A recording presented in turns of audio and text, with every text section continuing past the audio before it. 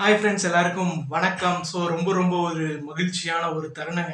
2024 T20 world cup வந்து இந்திய அணி வந்து வென்றிருக்கிறாங்க. ஸோ கிட்டத்தட்ட ஒரு 13 வருஷங்கான காத்திருப்புன்னு சொல்லலாம். 2011 51 வேர்ல்டு கப் வின் பண்ணோம். ஸோ அதுக்கப்புறம் 2013 சாம்பியன்ஸ் ட்ரோஃபி வின் பண்ணோம். பட் வேர்ல்டு கப்னு வரும்போது கிட்டத்தட்ட ஒரு 13 வருஷம் கழிச்சு ரோஹித் சர்மா அவர்கள் வந்து இந்த வேர்ல்டு கப்பை ஜெயிச்சிருக்கிறாருங்க. ஜெயிச்சு இந்திய அணிக்கு கொடுத்துருக்கிறாரு. இந்திய அணி கையில் கொடுத்துருக்கிறாரு. இந்திய அணி நாட்டுக்கு கொடுத்துருக்கிறாருன்னு கூட சொல்லலாம். ஸோ அந்த மாதிரி ஒரு பெர்ஃபார்மன்ஸ் பயங்கரமாக இருந்தது இந்திய அணிக்கிட்ட. ஸோ நேற்று மேட்ச் எடுத்துக்கிட்டீங்க அப்படின்னு சொன்னோம்னா ஸ்டார்டிங்லாம் எல்லாருமே கொஞ்சம் பயந்துருப்பாங்க. ஏன்னா அங்கே பார்த்தீங்கன்னா ரோஹித் சர்மா அவுட் ஆயிருப்பாரு, ரிஷப் பண்ட் அவுட் ஆயிருப்பாரு, அடுத்து சூரியகுமார் யாதவும் அவுட் ஆயிருப்பாரு. ஸோ அந்த பக்கம் பார்த்தீங்கன்னா விராட் கோலியும் அக்ஷர் பட்டேலும் ஒரு நல்ல ஒரு பார்ட்னர்ஷிப் போட்டு கடைசி வரை கொஞ்சம் 15வது ஓவர் வரை கொண்டு போனாங்க. அன்ஃபார்ச்சுனேட்லி அங்கே அக்ஷர் பட்டேல் ஒரு ரன் அவுட்டு. ஸோ அதுக்கப்புறம் சிவம் டுபேயும் விராட் கோலியும் நல்ல ஒரு பார்ட்னர்ஷிப் போட்டிருப்பாங்க. கடைசி விராட் கோலி அவுட் ஆவார், அடுத்து சிவம் டுபே அவுட் ஆவார். ஸோ கிட்டத்தட்ட அப்படியே கொண்டு வந்துட்டாங்க. 176 ரன் வரை கொண்டு வந்துட்டாங்க. ஸோ சூப்பரான ஒரு ஸ்கோராகவும் இருந்தது. ஸோ எப்படி இவங்க சேஸ் பண்ண போகிறாங்க அப்படிங்கிறது ப்ரெஷர் எல்லாருமே இருந்தது. ஸோ சவுத் ஆஃப்ரிக்கா பேட்டிங் வராங்க. ஸ்டார்டிங்கே ஒரு பெரிய அதிர்ச்சி காத்துட்டு இருக்குது. ஹென்ட்ரிக்ஸ் அவுட் ஆகுறாரு, மார்க்ரம் அவுட் ஆகுறாரு. ஸோ நம்ம பும்ராவும் அஷ்தீப் சிங்கும் ஆளுக்கு ஒரு விக்கெட் எடுக்கிறாங்க. ஸோ அதுக்கப்புறம் ஸ்டப்ஸும் குவிண்டன் டிகாக்கும் ஒரு பார்ட்னர்ஷிப் ஃபார்ம் பண்ணுறாங்க. ஸோ அது ஒரு நல்லா நிலைச்சிருக்குது. அக்ஷர் பட்டேல் இந்த பார்ட்னர்ஷிப்பை வந்து பிரேக் பண்ணுறாரு. ஸோ அங்கே ஸ்டப்ஸ் வந்து வெளியேறாரு. தென் குவிண்டன் டிகாக்கும் கல்சனும் ஒரு பார்ட்னர்ஷிப் போடுறாங்க. ஸோ அந்த பார்ட்னர்ஷிப் நல்லா போயிட்டு இருக்குது. அதுக்கப்புறம் குவிண்டன் டிகாக் அவுட் ஆகிறாரு. கெல்சனும் மில்லரும் ஒரு பார்ட்னர்ஷிப் போடுறாங்க. ஸோ அதுவும் ஒரு பக்கம் நல்லா போயிட்டு இருக்கு. அதுக்கப்புறம் கெல்சன் அவுட் ஆகிறாரு. மில்லர் வர கடைசி வரை கொண்டு போறாரு. ஒரு பரபரப்பான ஒரு திருப்பம்னே சொல்லலாம். நம்ம ஹர்திக் பாண்டியா போடுறாரு, தூக்கி அடிக்கிறாரு மில்லரு. ஸோ அங்கே சூரியகுமார் யாதவ் கேட்ச் பிடிப்பாரு. அதாவது பிடிச்சிட்டு மேலே தூக்கி போட்டுட்டு இந்த பவுண்டரி லைன் தொட்டுட்டு திரும்ப போய் பிடிப்பாரு. சூப்பரான ஒரு கேட்ச். அந்த கேட்ச், அந்த விக்கெட்டு தான் கேம் சேஞ்சு காரணம். ஏன்னா ரெண்டு பக்கமும் ஒரு வாய்ப்பு இருக்கிற மாதிரி தான் இருந்தது. ஸோ ஃபர்ஸ்ட் பார்க்கும்போது ஸோ அந்த ஒரு ப்ரௌடு மூமெண்ட்டுங்க. லைவாக பார்க்கும்போது ஒரு பெரிய ஒரு கூஸ் பூம்ஸ் சொல்லுவாங்கல்ல, அந்த அளவுக்கு சூப்பராகவே இருந்ததுன்னு சொல்லலாம். ஸோ அந்த அளவுக்கு மிரட்டி இருந்தாங்க இந்தியன் பவுலர்ஸ். வந்து இந்த வேர்ல்டு கப்பில் நம்ம குறைய சொல்ல முடியாதுங்க. நம்ம எல்லாருமே சூப்பராக போட்டிருந்தாங்க.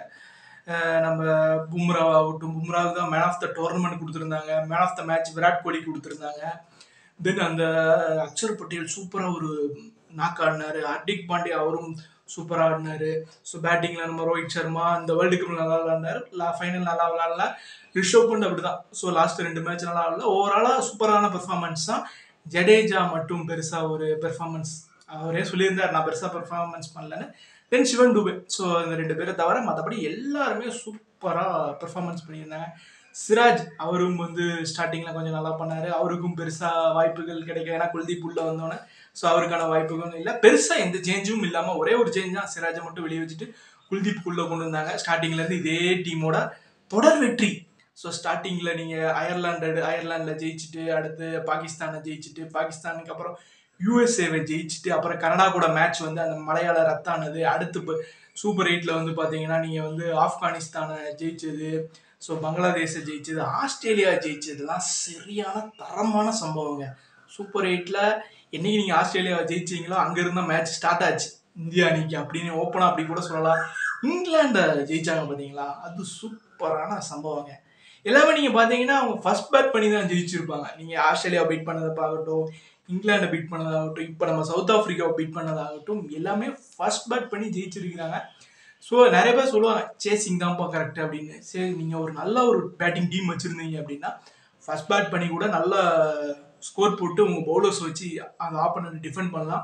அதை செஞ்சு காட்டியிருக்கிறாங்க. அன்பீட்டபிள் சைடாக நடந்திருக்கு. ஸோ அந்த கனடா மேட்சும் நடந்திருந்தா ஒரு 8 வின் ஆகியிருந்திருக்கும். ஸோ இதுவுமே ஒரு சாதனை தானே. 7 மேட்சும் தோக்காம ஒரு அணி வேர்ல்டு கப் வின் பண்ணது இதுவும் ஒரு சாதனை தான். சாதனை மேலே சாதனைகள் இந்திய அணி பண்ணிக்கிட்டே இருந்தாங்க. ஸோ இந்திய அணிக்கு வேர்ல்டில் இருக்க எல்லா தலைவர்களும் இந்திய அணிக்கு வாழ்த்து சொல்கிறாங்க.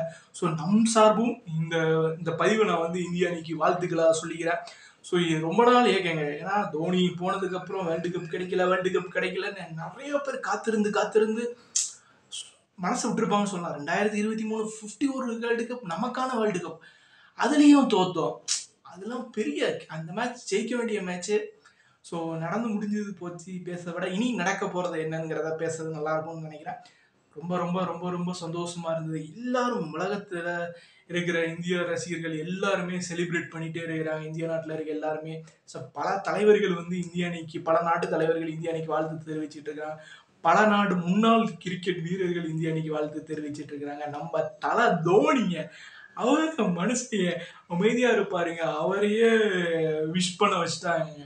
அவர் சொல்லியிருந்தாரு, இந்திய அணிக்கு வாழ்த்துக்கள், எல்லாருமே நல்லா பண்ணியிருந்தீங்கப்பா, இதை வந்து என்னோட பர்த்டே கிஃப்டா நான் எடுத்துக்கிடுவேன் அப்படின்னு சொல்லியிருந்து ஒரு இன்ஸ்டாகிராம்ல ஒரு பதிவு போட்டிருந்தாரு. சூப்பரா இருந்தது. நான் அவரெல்லாம் பெருசா இன்ஸ்டாகிராம் அவர் யூஸ் பண்ணதும் கிடையாது, பெருசா அவர் போஸ்ட் போட்டு நான் பார்த்ததும் இல்லை. ரேர் தான், கொஞ்சம் ரேர் தான். அதை போட்டிருந்தாரு, சூப்பரா இருந்தது. இதுல என்ன ஒரு சோகமான விஷயம் அப்படின்னா, இவ்வளவு வருஷங்கள், ஒரு 27 வருஷம் கழிச்சு சவுத் ஆப்பிரிக்கா வந்து ஃபைனல் வந்திருந்தாங்க. பட் என்ன அப்படின்னா, அவங்களால வந்து சாம்பியன் ஆக முடியல. ஸோ ஜோக்கர்ஸ்னு சொல்லுவாங்க, நம்ம அப்படி சொல்லக்கூடாது. நல்ல ஒரு அணி தான். பட் இந்த நாள் அவங்களுக்கான இல்லதான் இருக்கலாம்.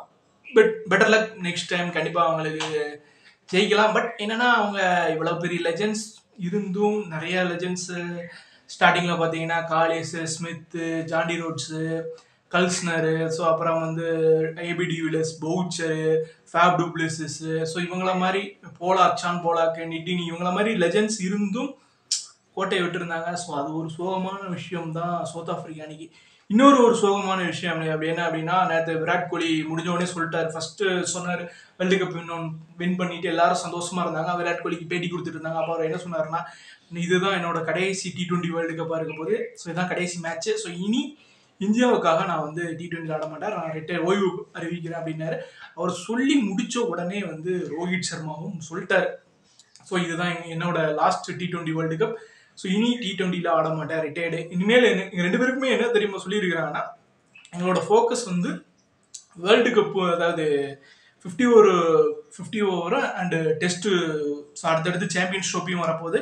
தென் அடுத்து வேர்ல்டு டெஸ்ட் சாம்பியன்ஷிப் ஃபைனல் வரப்போகுது. ஸோ அதில் தான் இப்போ எங்களோட ஃபோக்கஸ் இருக்குது அப்படிங்கிறத ரெண்டு பேருமே தெளிவாக சொல்லியிருக்கிறாங்க. ஸோ ராகுல் டிராவிட்டுங்க, அவரை பற்றி நம்ம சொல்லி ஆகணும்.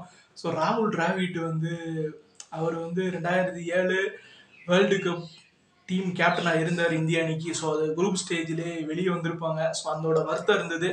இன்னைக்கு ஒரு கோச்சா அவர் ஜெயிச்சிட்டாரு. ராகுல் டிராவிட்டுக்கு ஒரு மிகப்பெரிய ஒரு சல்யூட் சொல்லியே ஆகணுங்க. ஸோ ஒரு கோச்சா ஒரு டீமை கட்டுப்படுத்தி கடைசியில் அவரை வந்து கோப்பையோட தான் அவரை வந்து அனுப்பியிருக்கிறாங்க. ஸோ இனி ராகுல் டிராவிட்டுக்கு கண்டிப்பாக ஒரு புகழ் இருக்கும். என்னதான் அவருக்கு வேர்ல்டு கப் வின் பண்ண முடியலன்னாலும், ஒரு வேர்ல்டு கப் வின்னிங் டீமோட கோச்சுப்பா ராகுல் டிராவிட் எங்கே பார்த்தாலும் சொல்லுவாங்க. ஸோ அந்த மாதிரி ஒரு பெருசான ஒரு இது அவருக்கு ஒரு அச்சீவ்மெண்ட்னே சொல்லலாம். இந்திய அணி வென்று கொடுத்துருக்குறாங்க. இந்தியன் பாய்ஸுக்கு மிகப்பெரிய ஒரு சல்யூட்டு, இந்தியன் டீமுக்கு ஒரு மிகப்பெரிய சல்யூட்டு. என்ன, விராட் கோலி, ரோஹித் சர்மாவும் இனி T20ல பார்க்க முடியாதுங்கிறது தான் ஒரு சோகமான விஷயம். ஸோ அவங்களோட ஃபியூச்சர்ஸ் எப்படி இருக்க போகுது அப்படின்னா, ரெண்டு பேருமே சாம்பியன்ஸ் ட்ரோஃபி ஆடுவாங்க, 2025 நடக்க போகுது. தென் வேர்ல்டு டெஸ்ட் சாம்பியன்ஷிப் ஃபைனல் ஆடுவாங்க. தென் 2026 T20 world cup Sri Lanka, India ஸ்ரீலங்காவில் நடக்குது. அதில் ஆட மாட்டாங்க. ஸோ அதில் ஹர்திக் பாண்டியா தலைமையிலான ஒரு அணி தான் போகும். 2027 world cup South Africa, Zimbabwe, நாம்பியாவில் நடக்குது. ஸோ அதில் ஆடுவாங்களா? ஆடலாம். எனக்கு ரோஹித் சர்மா பற்றி எனக்கு தெரியல. பட் விராட் கோலி இன்னும் 3 வருஷம் இருக்கு, ஆடலாம். பட் அவர் என்ன முடிவு எடுத்திருக்காருன்னு தெரியல. பட் இப்போதைக்கு 2025 சாம்பியன்ஸ் ட்ரோஃபி, 50 ஓவர் சாம்பியன்ஸ் ட்ரோஃபியில் ரோஹித் சர்மா, விராட் கோலி ஆடுறாங்க. 2025 வேர்ல்டு டெஸ்ட் சாம்பியன்ஷிப்லையும் ரெண்டு பேரும் ஆடுறாங்க. ஸோ இப்போதைக்கு ஆனால் ஆடுதல்ங்கிறத நம்ம தெரிவிச்சுக்கலாம். ஸோ பட் இருந்தாலும் நான் அந்த அவங்க பிளேயர்ஸ், இந்த ரெண்டு பிளேயரையும் நான் T20ல நான் ரொம்ப ரொம்ப மிஸ் பண்ணுறேன். ஸோ ஒன்ஸ் அகைன் இந்திய அணிக்கு என்னோட வாழ்த்துக்களை தெரிவிச்சுக்கிறேன். ஸோ சூப்பராக கிட்டத்தட்ட ஒரு 13 வருஷமான ஏக்கங்கள் இன்னைக்கு வந்து முடிவுக்கு வந்துடுது. ஸோ நம்மளும் ஒரு தலை சிறந்த அணின்னு நம்மளும் வெளியே சொல்லிக்கலாம். கண்டிப்பாக நம்ம ஆஸ்திரேலியா மாதிரி ஒரு அணி அவ்வளோ கப்பு வாங்கியிருக்கோம் அப்படிங்கும்போது, நமக்கும் ஃபியூச்சரில் அந்த மாதிரி அதை விட நிறைய கப்பு வாங்கணுங்கிறதையும் தெரிவிச்சுக்கிறேன். தென் நியூ கோச் கௌதம் கம்பீர் வர போறாரு. ஸோ அவரோட தலைமையில் இந்திய அணி எப்படி இருக்குன்னு பார்க்கலாம். ஸோ அது அஃபிஷியல் அனௌன்ஸ்மெண்ட் வரட்டும். ஸோ அதுக்கான நான் வீடியோ போடுறேன். ஸோ இதோட இந்த வாழ்த்துக்களோட இந்த வீடியோவை முடிச்சுக்கிறேன். மறக்காம சேனலை சப்ஸ்கிரைப் பண்ணுங்க. சப்ஸ்கிரைப் பண்ணிட்டு பக்கத்தில் இருக்க பெல் ஐக்கானை கிளிக் பண்ணிக்கோங்க. அடுத்தடுத்த வீடியோஸ் வந்துகிட்டே இருக்குங்க. நன்றி, வணக்கம், வாழ்த்துக்கள் இந்தியா, பெரிய சல்யூட்.